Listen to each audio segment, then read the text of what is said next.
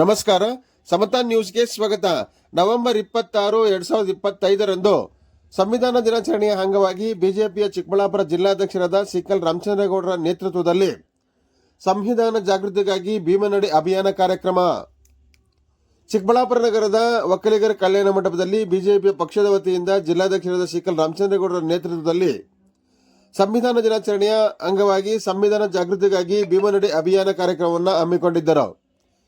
ಇದೇ ಕಾರ್ಯಕ್ರಮಕ್ಕೆ ಚಿಕ್ಕಬಳ್ಳಾಪುರ ನಗರದ ಶಿಡ್ಲಘಟ್ಟ ಸರ್ಕಲ್ನ ಬಳಿಯಿಂದ ಕಲ್ಯಾಣ ಮಂಟಪದವರೆಗೂ ಮೆರವಣಿಗೆಯಲ್ಲಿ ಪಾಲ್ಗೊಂಡು ನಂತರ ಕಾರ್ಯಕ್ರಮದಲ್ಲಿ ಮಾತನಾಡಿದ ಸಿಕಲ್ ರಾಮಚಂದ್ರೇಗೌಡರು, ಅಂಬೇಡ್ಕರ್ ಅವರನ್ನು ಗೌರವಿಸುವಂಥ ಕೆಲಸವನ್ನು ನಮ್ಮ ಪಕ್ಷದಿಂದ ಮಾಡುತ್ತಿದ್ದೇವೆ. ಆದರೆ ಕಾಂಗ್ರೆಸ್ ಪಕ್ಷವು ಸಂವಿಧಾನವನ್ನು ಮತ್ತು ಬಾಬಾ ಸಾಹೇಬ್ ಅಂಬೇಡ್ಕರ್ ಅವರನ್ನು ಕಡೆಗಣಿಸಿ ಸಂವಿಧಾನದ ದಿನಾಚರಣೆಯನ್ನು ಮರೆತಿದ್ದಾರೆ ಎಂದು ಈ ಸಂದರ್ಭದಲ್ಲಿ ತಮ್ಮ ಆಕ್ರೋಶವನ್ನು ವ್ಯಕ್ತಪಡಿಸಿದರು. ವೇದಿಕೆಯಲ್ಲಿ ಜಿಲ್ಲಾಧ್ಯಕ್ಷರಾದ ಸಿಕಲ್ ರಾಮಚಂದ್ರೇಗೌಡರ ಮಾಜಿ ಮುಖ್ಯಮಂತ್ರಿ ಸದಾನಂದಗೌಡ, ಮಾಜಿ ಕೋಲಾರ ಸಂಸದರಾದ ಎಸ್ ಮುನ್ಸ್ವಾಮಿ, ರಾಜ್ಯ ಕಾರ್ಯದರ್ಶಿ ಬಿಜೆಪಿಯ ಮುನ್ರಾಜು, ಮಾಜಿ ಶಾಸಕರಾದ ಎಂ ರಾಜಣ್ಣ, ವಾದಿರಾಜ್, ಗ್ರಾಮಾಂತರ ಮಂಡಲ ಅಧ್ಯಕ್ಷರಾದ ಸಿಕಲ್ ಆನಂದಗೌಡ ಹಾಗೂ ಬಿಜೆಪಿಯ ಮುಖಂಡರು, ಪದಾಧಿಕಾರಿಗಳು ಹಾಗೂ ಕಾರ್ಯಕರ್ತರು, ದಲಿತ ಮುಖಂಡರಾದ ಬಿಎನ್ ಗಂಗಾಧರ್, ವೆಂಕಟರಮಣಪ್ಪ ಹಾಜರಿದ್ದರು. ವರದಿ ಅರಕೆರೆ ಮುನ್ರಾಜ್, ಪ್ರಧಾನ ಸಂಪಾದಕರು, ಸಮತಾ ನ್ಯೂಸ್, ಶಿಡ್ಲಘಟ್ಟ.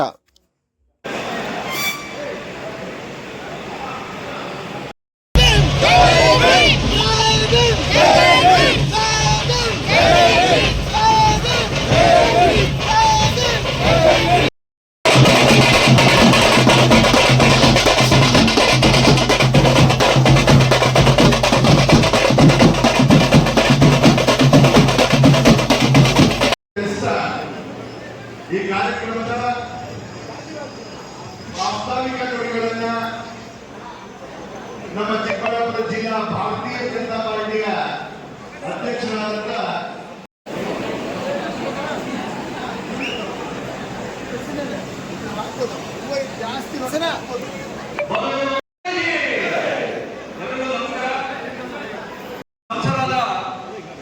ಮುನ್ಸ್ವಾಮಿ ಬಂದಿದ್ದಾರೆ. ರಾಜ್ಯ ಕಾರ್ಯದರ್ಶಿಗಳಾದ ಸಿ ಮುನ್ರಾಜು ಅವರು ನಮ್ಮ ಬಾಗೇಪಲ್ಲಿಯ ಮುಖಂಡರು, ಕ್ಯಾಂಡಿಡೇಟ್ ಆಗಿದ್ರು. ಕೆಲವೇ ಪದಗಳಿಂದ ಅವರು ಅಪರಾಜಿತ ಆಗಿದ್ರು. ಆದರೆ ಕೋರ್ಟಲ್ಲಿ ಸಂವಿಧಾನ ನ್ಯಾಯ ಇರ್ತಕ್ಕಂಥದ್ದು ದೇಶ ಇರೋದ್ರಿಂದ ಮೇ ಬಿ ಇನ್ನೊಂದು ತಿಂಗಳವರು ಜಾತರಾಗ್ತಕ್ಕಂಥ ಎಲ್ಲ ಮುನ್ಸೂಚನೆ. ಅದೇ ರೀತಿ ಮಾಜಿ ಶಾಸಕರಾದ ಶಿಡ್ಲಘಟ್ಟದ ರಾಜಣ್ಣವರು, ನಮ್ಮ ಓಡಿ ಮಂಜುನಾಥ್ ಅವರು, ನಮ್ಮ ರಾಜ್ಯದ ಎಸ್ ಸಿ ಮೋರ್ಚಾ ಉಪಾಧ್ಯಕ್ಷರು, ನಿಕಟಪೂರ್ವ ಅಧ್ಯಕ್ಷರಾದ ಜಿಲ್ಲಾಧ್ಯಕ್ಷರಾದ ರಾಮಲಿಂಗಪ್ಪ ಅವರು, ಚಿಂತಾಮಣಿಯ ಮುಖಂಡರು, ಕ್ಯಾಂಡಿಡೇಟ್ ಆಗಿರ್ತಕ್ಕಂಥ ಬಿಜೆಪಿ ಕ್ಯಾಂಡಿಡೇಟ್ ಆಗಿದ್ದ ವೇಣುಗೋಪಾಲ್ ಅವರು, ಅದೇ ರೀತಿ ರಾಜ್ಯ ಮಹಿಳಾ ಮೋರ್ಚಾ ಕಾರ್ಯದರ್ಶಿ ನಿರ್ಮಲಮ್ಮರು, ಮಹಿಳಾ ಮೋರ್ಚಾ ಜಿಲ್ಲಾ ಅಧ್ಯಕ್ಷರು ಲೀಲಾವತಿ ಶ್ರೀನಿವಾಸ್ ಅವರು, ಅದೇ ರೀತಿ ನಮ್ಮ ಎಲ್ಲ ಮೋರ್ಚಾಗಳ ರೈತ ಮೋರ್ಚಾದಿಂದ ಇರ್ಬೋದು, ಎಸ್ ಸಿ ಮೋರ್ಚಾದಿಂದ, ಎಸ್ ಟಿ ಮೋರ್ಚಾದಿಂದ, ಯುವ ಮೋರ್ಚಾದಿಂದ ಬಂದಿರತಕ್ಕಂಥ ಎಲ್ಲ ನಮ್ಮ ದಲ್ಲಾತಿ ಗಮನ ಮುಖಂಡರು, ಅದರ ಜೊತೆಗೆ ನಮ್ಮ ಜಿಲ್ಲೆಯ ಪ್ರಧಾನ ಕಾರ್ಯದರ್ಶಿಗಳು, ಜಿಲ್ಲೆಯಲ್ಲಿ ಪದಾಧಿಕಾರಿಗಳು, ಎಲ್ಲ ಮಂಡಲದ ಅಧ್ಯಕ್ಷರು, ಮಂಡಲದ ಮೋರ್ಚಾಗಳು, ಮಂಡಲದ ಪ್ರಧಾನ ಕಾರ್ಯದರ್ಶಿಗಳು ಒಂದೊಂದು ಬೂತಿಂದ ಕಡಿಮೆ ಅಂದ್ರೆ 2-3 ಇವತ್ತು ಇಡೀ ಜಿಲ್ಲೆಯಿಂದ ಬಂದಿರತಕ್ಕಂಥ ಎಲ್ಲರಿಗೂ ಧನ್ಯವಾದಗಳನ್ನ ಅರ್ಪಿಸ್ತೇನೆ. ಇವತ್ತು ಈ ಕಾರ್ಯಕ್ರಮದ ಅತಿ ಹೆಚ್ಚು ಸಂಖ್ಯೆ ಬಂದು ಇವತ್ತು ಶಿಡ್ಲಘಟ್ಟ ಸರ್ಕಲ್ನಿಂದ ಏನು ಮೆರವಣಿಗೆ ಬಂದಿರತಕ್ಕಂಥದ್ದು ಇವತ್ತು ಕಾಂಗ್ರೆಸ್ನವರಿಗೆ ಇವತ್ತು ನಡ್ಕ ಬಂದಿರ್ತದೆ. ಯಾಕಂತ ಹೇಳಿದ್ರೆ ಕಾಂಗ್ರೆಸ್ನಲ್ಲಿ ನಮ್ಮ ಬಿಜೆಪಿಯ ಯಾವ್ದಾದ್ರು ಎಲೆಕ್ಷನ್ ಅಲ್ಲಿ 100 ಸೀಟ್ ಬರುತ್ತೆ ಅಂತ ಹೇಳಿದ್ರೆ ರಾಹುಲ್ ಗಾಂಧಿ ಅವರು ಕರ್ಕೊಂಡು ಬಂದ 200 ಸೀಟ್ ಬರುತ್ತೆ. ಯಾಕಂದ್ರೆ ಅವರು ನಮ್ಮ ಬಿಜೆಪಿಗೆ ಸ್ಟಾರ್ ಕ್ಯಾಂಪೇನರ್ ಆಗಿರ್ತಕ್ಕಂಥದ್ದು. ಇವತ್ತು ಏನು ನಮ್ಮ ಆಗಿರ್ತಕ್ಕಂಥ ಎಲ್ಲ ಎಲೆಕ್ಷನ್ಗಳಲ್ಲೂ ನಿರ್ಧಾರ ಆಗಿರ್ತಕ್ಕಂಥ ತೀರ್ಮಾನ. ಈ ಸಂವಿಧಾನ ಎಷ್ಟೊಂದು ಗೌರವ ಕೊಟ್ಟಿದ್ದಾರೆ ಕಾಂಗ್ರೆಸ್ ಅಲ್ಲಿ ಅಂತ ಹೇಳಿದ್ರೆ, ಬಾಬಾ ಸಾಹೇಬ್ ಅಂಬೇಡ್ಕರ್ಗೆ ಎಷ್ಟು ಗೌರವ ಕೊಟ್ಟಿರ್ತಕ್ಕಂಥದ್ದು ನಮಗೆಲ್ಲ ಗೊತ್ತಿದೆ. ಸಂವಿಧಾನನ ತಿರುಚಿದವರು ಕಾಂಗ್ರೆಸ್ನವರು, ಸಂವಿಧಾನನ ಕೈಲಿಟ್ಕೊಂಡು ಮತ ಕೇಳಿರ್ತಕ್ಕಂಥವರು ಕಾಂಗ್ರೆಸ್ನವರು. ಆದರೆ ಬಿಜೆಪಿಯಲ್ಲಿ ನಮ್ಮ ಬಿಜೆಪಿಯ ಒಂದು ಪ್ರಧಾನ ಅವರು ನಮ್ಮ ದೇಶದ ಪ್ರಧಾನಮಂತ್ರಿಗಳಾದ ಮೋದಿಜಿಯವರು ವಿಶ್ವನಾಯಕರಾಗಿದ್ದರಿಂದ ಮೋದಿಜಿಯವರು ಬಂದಾದ್ಮೇಲೆ ಎಲ್ಲ ವರ್ಗಕ್ಕೆ ಯಾವುದೇ ಒಂದು ಮತ ಜಾತಿ ಯಾವುದೇ ಇಲ್ಲದ ಎಲ್ರಿಗೂ ಸಮಾನವಾಗಿ ಏನು ಇವತ್ತು ಎಲ್ಲರಿಗೂ ನ್ಯಾಯ ಕೊಡ್ತಾ ಇದ್ದಾರೆ. ಇಡೀ ಪ್ರಪಂಚದ ವಿಶ್ವನಾಯಕರಾಗಿದ್ದಾರೆ. ಇವತ್ತು 500 ವರ್ಷಗಳಿಂದ ಏನು ರಾಮ ಜನ್ಮಭೂಮಿಯಲ್ಲಿ ಇರ್ತಕ್ಕಂಥ ವಿವಾದ 2020 ತೀರ್ಮಾನ ಆದ್ಮೇಲೆ 5 ವರ್ಷದಲ್ಲಿ ಇವತ್ತು ದೇವಸ್ಥಾನನ ಕಂಪ್ಲೀಟ್ ಮಾಡಿ ನೆನ್ನೆ ತಾನೇ ಧ್ವಜಾರೋಹಣ ಮಾಡಿದ್ದಾರೆ. ನಾವೆಲ್ಲರೂ ಈ ಸಂದರ್ಭದಲ್ಲಿ ಮೋದಿಜಿ ಅವರಿಗೆ ದೊಡ್ಡ ಮಟ್ಟಕ್ಕೆ ಚಪ್ಪಾಳೆ ಕೊಡ್ಬೇಕಂತ ಧನ್ಯವಾದಗಳು. ಮೋದಿಜಿಯವರ ನಾಯಕತ್ವ, ಮೋದಿಜಿಯವರು ನನ್ನ ಮಾತಾಡ್ತಾ ಇರ್ತಕ್ಕಂಥದ್ದು ನಾವು ನೋಡ್ತಾ ಇದ್ರೆ ರೋಮಾಂಚನ ಆಗುತ್ತೆ. ನೆಕ್ಸ್ಟ್ 10 ವರ್ಷದಲ್ಲಿ ಇಡೀ ದೇಶದಲ್ಲೇ ಗುಲಾಮಗಿರಿನ 1% ಕಿತ್ತು ಬಿಸಾಕ್ತಕ್ಕಂಥ ತೀರ್ಮಾನ ಮಾಡಿ ಮೋದಿಜಿಯವರು ಹಗಲು ರಾತ್ರಿ ಭಾರತಕ್ಕಾಗಿ ದುಡಿತಾ ಇದ್ದಾರೆ.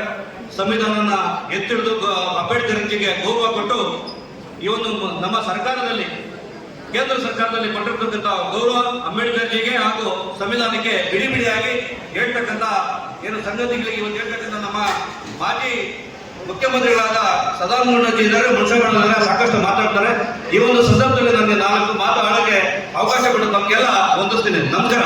ಜೈ ಭರೋ ಭಾರತ್ ಮಾತಾ ಕಿ. ನಮ್ಮ ಚಿಕ್ಕಬಳ್ಳಾಪುರ ಜಿಲ್ಲೆಯಲ್ಲಿ ಬಾಬಾ ಸಾಹೇಬ್ ಅಂಬೇಡ್ಕರ್ ಅವರ ಸಂವಿಧಾನ ಶಿಲ್ಪಿ, ನಮ್ಮ ಭಾರತದ ಸಂವಿಧಾನ ಸಪ್ತಾಹ ದಿನವನ್ನು ನಾವು ಇವತ್ತು ಆಚರಣೆ ಮಾಡ್ತಾ ಇದ್ದೀವಿ.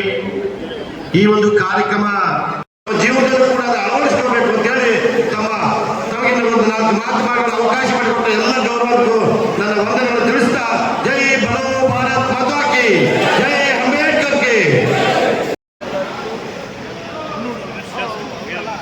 ಬಾಬಾ ಸಾಹೇಬ್ ಅಂಬೇಡ್ಕರ್ ಅವರ ಏನು ಸಂವಿಧಾನವನ್ನು ಬರೆದಿದ್ರು ಅದನ್ನು ಅಂಗೀಕಾರ ಮಾಡತಕ್ಕಂಥ ದಿನ ಸಂವಿಧಾನ ದಿನ ಅಂತಲೇ ಇಡೀ ದೇಶದಲ್ಲಿ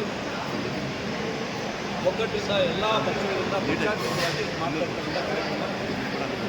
ಇವತ್ತು ನಮ್ಮ ಚಿಕ್ಕಬಳ್ಳಾಪುರ ಜಿಲ್ಲೆಯ ಬಿಜೆಪಿ ವತಿಯಿಂದ ಎಲ್ಲ ಮಂಡಲಗಳಿಂದ ಸಾಕಷ್ಟು ಕಾರ್ಯಕರ್ತರು, ಮುಖಂಡರು ಹಾಜರಾಗಿ ಇವತ್ತು ಮಾಜಿ ಮುಖ್ಯಮಂತ್ರಿಗಳಾದ ಸದಾನಂದ ಗೌಡಜಿ ಅವರ ಜೊತೆಗೆ ಮಾಜಿ ಸಂಸದ ಮುಖ್ಯಮಂತ್ರಿಗಳು, ನಮ್ಮ ಜಿಲ್ಲೆಯಲ್ಲಿರ್ತಕ್ಕಂಥ ಎಲ್ಲ ಪದಾಧಿಕಾರಿಗಳು ಸಾಕಷ್ಟು ಜನ ಇವತ್ತು ಪಾಲ್ಗೊಂಡಿದ್ದಾರೆ. ಈ ಒಂದು ಕಾರ್ಯಕ್ರಮ ಕಾಂಗ್ರೆಸ್ ಸರ್ಕಾರ 50-60 ವರ್ಷಗಳ ರಾಷ್ಟ್ರದಲ್ಲಿ ಸಂವಿಧಾನ ಬಾಬಾ ಸಾಹೇಬ್ ಅಂಬೇಡ್ಕರ್ ಹೆಸರು ಹೇಳಿಕೊಂಡು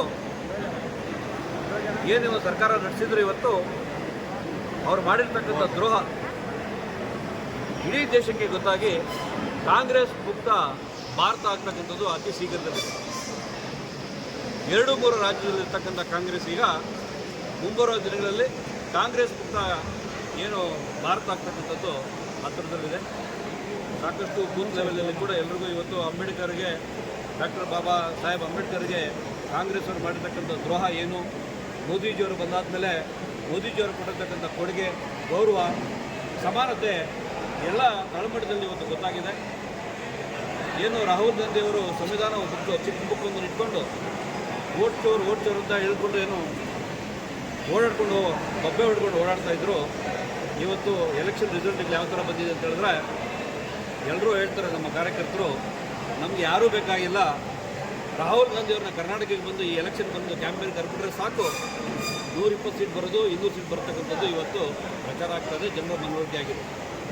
ಸಂವಿಧಾನವನ್ನು ಗೌರವ ಕೊಟ್ಟಿರ್ತಕ್ಕಂಥ ಬಿಜೆಪಿಯಲ್ಲಿ ಅತಿ ಹೆಚ್ಚು ಸಂಖ್ಯೆಯಲ್ಲಿ ಇವತ್ತು ಚಿಕ್ಕಬಳ್ಳಾಪುರ ಜಿಲ್ಲೆಯಲ್ಲಿ ಬಂದು ಗೌರವ ಸಮರ್ಪಣೆ ಮಾಡಿದ್ದಾರೆ. ತಮ್ಮ ಮುಖಾಂತರ ಎಲ್ರಿಗೂ ಧನ್ಯವಾದಗಳನ್ನು ತಿಳಿಸ್ತೀನಿ. ಇವತ್ತು ಕಾಂಗ್ರೆಸ್ಸಲ್ಲಿ ಅವರು ವೋಟ್ ಬ್ಯಾಂಕ್ ಮಾತ್ರನೇ ಎಲ್ಲರನ್ನೂ ಎಲೆಕ್ಷನ್ ಮಾತ್ರ ಬಳಕೆ ಮಾಡ್ತಕ್ಕಂಥದ್ದು ಅವರ ಸಂಪ್ರದಾಯ. ಬಿ ಜೆ ಪಿ ಪಕ್ಷದವರು ಯಾವುದು ಹಾದಿಯಲ್ಲಿ ಹೋಗ್ತಾರೆ ಅದಕ್ಕೆ ವಿರುದ್ಧ ಮಾಡ್ತಕ್ಕಂಥದ್ದು ಅವರ ಸಂಪ್ರದಾಯ. ನಾನು 3 ತಿಂಗಳ ಹಿಂದುಗಡೆ ಶ್ರೀನಿವಾಸ ಸಾಗರದಲ್ಲಿ ನೀರು ಉಕ್ಕಿ ಹರಿತಾ ಇತ್ತು. ಏನು ಸುಂದರ ತಾಣದಲ್ಲಿ ಆ ಒಂದು ನೀರು ಧುಮ್ತಾ ಇತ್ತು ಕೆಳಗಡೆಗೆ, ಏನು ಆ ನೀರು ಕೆಳಗಡೆ ಗಂಗಮ್ಮನ ಪ್ರತಿಷ್ಠಾಪನೆ ಮಾಡಿದರು. ಸಾಕಷ್ಟು ಮುಸ್ಲಿಮರು ಹೋಗಿ ನೀರಲ್ಲಿ ಮೋಜು ಮಸ್ತಿ ಮಾಡಿಕೊಂಡು ಗಂಗಮ್ಮ ತಾಯಿ ತಲೆ ಮೇಲೆ ಕಾಲನ್ನು ಇಟ್ಕೊಂಡು ಏನು ಅವರೆಲ್ಲ ಆಚಾರವಿಷವಾಗಿ ಮಾಡಿರ್ತಕ್ಕಂಥದ್ದು ಎಲ್ಲರಿಗೂ ಗೊತ್ತಿರ್ತಕ್ಕಂಥ ಇದೆ. ನಾವು ಸಾವಧಾನವಾಗಿ ಹೋಗಿ SP ಅವರಿಗೆ ಒಂದು ಜಿಲ್ಲಾಡಳಿತಕ್ಕೆ ನಾವು ಕಂಪ್ಲೇಂಟ್ ಕೊಟ್ಟರು ಕೂಡ ಇವತ್ತುವರೆಗೂ ಒಂದೇ ಒಂದು ಆಕ್ಷನ್ ಇಲ್ಲ. ಬಾಬಾ ಸಾಹೇಬ್ ಅಂಬೇಡ್ಕರ್ ಏನಾದರೂ ಗೌರವ ಕೊಡ್ತಾರೆ, ಪ್ಲಾಕ್ ಕಟ್ತಾರೆ ಅಂತ ಹೇಳಿದ್ರೆ ರಾತ್ರೋರಾತ್ರಿ ಬೆಳಗ್ಗೆನೇ ಕಿತ್ತಾಗ್ತಕ್ಕಂಥ ಸಂಸ್ಕೃತಿನ ನಾವು ಇವತ್ತು ಕೂಡ ನೋಡಿದ್ದೀವಿ. ನಮ್ಮವರೆಲ್ಲ ಫ್ಲಾಗ್ಸ್ ಎಲ್ಲ ರಾತ್ರಿ ಕಟ್ಟಿದ್ರು. ಬೆಳಗ್ಗೆ ಈ ಒಂದು ನಮ್ಮ ಇರ್ತಕ್ಕಂಥ ಮುನ್ಸಿಪಾಲ್ಟಿ ಅವರೆಲ್ಲ ಬಂದು ಟ್ರಾಕ್ಟ್ರಲ್ಲಿ ಕರ್ಕೊಂಡು ಹೋಗಿದ್ದಾರೆ. ಇದು ಕಾಂಗ್ರೆಸ್ ಕೊಟ್ಟಿರ್ತಕ್ಕಂಥ ಗೌರವ. ಈ ಗೌರವ ಎಲ್ರಿಗೂ ಗೊತ್ತಾಗ್ತಾ ಇದೆ. ಮುಂದಿನ ದಿನದಲ್ಲೇ ಎಲ್ಲರೂ ತಕ್ಕ ಬುದ್ಧಿಯನ್ನು ಕಳಿಸ್ತಾರೆ. JDS ಅಲ್ಲಿಂದ ಕರ್ನಾಟಕ ರಾಜ್ಯದಲ್ಲಿದೆ. DCM ಇಬ್ಬರು ಕೂಡ ಹೊಗಳ್ತಾರೆ, ತುಂಬ ಒಳ್ಳೆಯವರು, ಕಾರ್ಯಕ್ರಮ ಚೆನ್ನಾಗಿ ಮಾಡಿದ್ದಾರೆ ಅಂತ, ಜೊತೆಗೆ ಅನುದಾನ ಕೊಡ್ತೀವಿ ಅಂತ ಕೂಡ ಹೇಳ್ಬಿಟ್ಟು ಅವರು ಹಿನ್ನೆಲೆಯಲ್ಲಿ ಇರ್ಬೋದು. ಆದರೆ ಕ್ಷೇತ್ರದ ಶಾಸಕರು ಒಬ್ಬ ಸುಮಾರು ವರ್ಷಗಳಿಂದ 2-3 ವರ್ಷ ಆಯಿತು ಶಾಸಕರಾಗಿ BJPಗೆ JDSಗೆ ಅನುದಾನ ಕೊಡ್ತಾ ಇಲ್ಲ. ಶಿಡ್ಲಘಟ್ಟಕ್ಕೆ ಬಂದಿದ್ದರು, ಹಂಗಾದರೂ ಕಾಡಿ ಬೇಡಿ ಅವ್ರನ್ನೇನಾದರೂ ಸ್ವಲ್ಪ ಬೆಟ್ಟದ ಮೇಲೆ ಹತ್ತಿಸಿದ್ರೆ ಸ್ವಲ್ಪ ಕೈಕಾಲು ಹಿಡಿದ್ರೆ ಕೊಡ್ತಾರೆ ಅಂತ ಆಸೆ ಪಾಪ. ಏನು 2-3 ವರ್ಷ ಏನು ಕಾರ್ಯಕ್ರಮಗಳು ತಗೊಂಬಂದು ಸಾಕಷ್ಟು ಏನು ಅನುದಾನ ಕೊಟ್ಟಿಲ್ಲ. ಈಗ ಮುಖ್ಯಮಂತ್ರಿಗಳು ಬಂದಾಗ, ಉಪಮುಖ್ಯಮಂತ್ರಿಗಳು ಬಂದಾಗ ಅವರು ಕಾಡಿ ಬೇಡಿ ಏನಾದರೂ ಸ್ವಲ್ಪ ಬೆಟ್ಟದ ಮೇಲೆ ಹತ್ತಿಸ್ಬಿಟ್ಟು ತಗೋಣ ಅಂತ ಮಾಡಿದ್ದಾರೆ. ಅವ್ರಿಗೆ ತೊಗೊಂಡಿಲ್ಲ. ಕ್ಷೇತ್ರ ಅಭಿವೃದ್ಧಿಗೆ ಕಾಸು ಕೇಳಿದ್ದಾರೆ ಅವ್ರ ಮನೆಗೆ ಕೇಳಿ. ನೋಡೋಣ ಯಾವ ಮಟ್ಟಕ್ಕೆ ಅವರು ಪಾಪ ಇಷ್ಟು ಹೇಳಿದ್ರು ಕೂಡ ಯಾವ ಥರ ಕಾಂಗ್ರೆಸ್ಸಲ್ಲಿ ಮುಖ್ಯಮಂತ್ರಿಗಳು ಏನು ಮಾಡ್ತಾರೆ ನೋಡೋಣ. BJP ಒಂದು ಸುಳ್ಳು ಪಕ್ಷ ಅಂತ ಹೇಳ್ತಿದ್ದಾರೆ. ಪರಿಸ್ಥಿತಿ ನೋಡಿದ್ರೆ ಏನಾದರೂ ಆ JDS ಶಾಸಕರು ಕಾಂಗ್ರೆಸ್ಗೆ ಹೋಗುವಂಥ ಅವಕಾಶ ಇದಾವ ಅನ್ನೋದು. ಈಗ ಅವರವರ ಇಚ್ಛೆಗೆ ರಾಜಕಾರಣ ನಿಂತ ನೀರಲ್ಲ. ಒಬ್ಬರು ಒಂದೇ ಪಕ್ಷದಲ್ಲಿ ಇರ್ತಕ್ಕಂಥದ್ದು ಹೇಳ್ತಕ್ಕಂಥದ್ದಲ್ಲ. BJP ಸಿದ್ಧಾಂತಗಳು ಬೇರೆ, ಕಾಂಗ್ರೆಸ್ ಸಿದ್ಧಾಂತ ಬೇರೆ. ಸ್ವಲ್ಪ JDSಲ್ಲಿ ಇವಾಗ NDA ಜೊತೆ ಬಂದಿದ್ದಾರೆ. ಮುಂದೆ ಏನೇನಾಗುತ್ತೆ ಹೇಳಕ್ಕೆ ಬರೋಲ್ಲ. ರಾಜಕಾರಣ ನಿಂತು ನೀರಲ್ಲ, ಗೊತ್ತಿಲ್ಲ ಏನಾಗುತ್ತೆ. ಸರಿ, BJP ಒಂದು ಸುಳ್ಳು ಪಕ್ಷ, ಅದನ್ನು ನಂಬೇಡಿ ಅಂತ CM ಹೇಳ್ತಾರೆ. ನಿಮ್ಮ ಕ್ಷೇತ್ರಕ್ಕೆ ಬಂದು ಭಾರತದಲ್ಲಿ ಇಬ್ಬರು MP ಗಳಿದೆ BJPಯಲ್ಲಿ ಭಾರತದಲ್ಲಿ ಇಬ್ಬರು MP ಇದ್ದೀವಿ.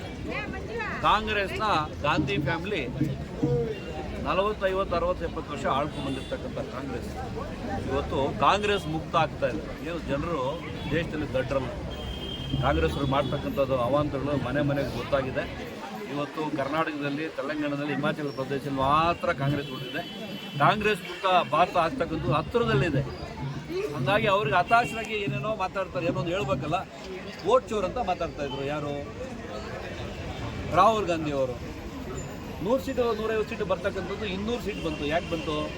SIR ಮಾಡಿದ್ರು. ಅವರು ವೋಟ್ ಚೋರ್ ಅಂತ ಹೇಳಿದಕ್ಕೋಸ್ಕರ SIR ಮಾಡಿದಾಗ ಕಾಂಗ್ರೆಸ್ ಅವರು 40-50 ವರ್ಷ ಏನು ಮತಪಟ್ಟಿಯಲ್ಲಿ ಏನು ಸುಳ್ಳು ದಾಖಲಾತಿಗಳು ಮಾಡಿದ್ರು, ಕಳ್ಳು ಓಟುಗಳು ಹಾಕೋದಕ್ಕೆ ಮಾಡಿದ್ರು, ಅದನ್ನು SIR ಅಂತ ಎಲ್ಲ ತೆಗೆದಾಯ್ತು. ಅವರೇ ಎಲ್ಲ ವೆರಿಫೈ ಮಾಡಿದ್ದಾರೆ. ಅವರೇ ಎಲ್ಲ BLOಗಳ ಜೊತೆ BLAಗಳಾಗಿ ಎಲ್ಲ ಅವ್ರು ವೆರಿಫೈ ಮಾಡಿ ಮತಪಟ್ಟಿ ಸರಿ ಇದೆ ಅಂತ ಹೇಳಿದ್ಮೇಲೆ ಎಲೆಕ್ಷನ್ಗೆ ಹೋಗಿದ್ದಾರೆ. ಇವತ್ತೇನಾಯಿತು? ಕಾಂಗ್ರೆಸ್ ಧೂಳಿಪಟ ಆಗಿದೆ, ಸಿಂಗಲ್ ಅಂಕಿ ಬಂದಿದೆ. ಅವರು ಬಬ್ಬೆ ಹೊಡ್ಕೊಳ್ಳೋದು ಮಾಡ್ತಕ್ಕಂಥದ್ದು ಸಿದ್ದರಾಮಯ್ಯ ಅಷ್ಟೇ ಅಲ್ಲ, ರಾಹುಲ್ ಗಾಂಧಿಗೂ ಗಾಚಾರ ಕೆಟ್ಟಿದೆ. ಕಾಂಗ್ರೆಸ್ ಮುಕ್ತ ಭಾರತ ಆಗ್ತಕ್ಕಂಥದ್ದು ಹತ್ತಿರದಲ್ಲಿದೆ. ಸರ್, CM ಸಿದ್ದರಾಮಯ್ಯನವರು 2028ಕ್ಕೆ ನಮ್ಮದೇ ಸರ್ಕಾರ ಕೇಳಿದ್ದೀನಿ.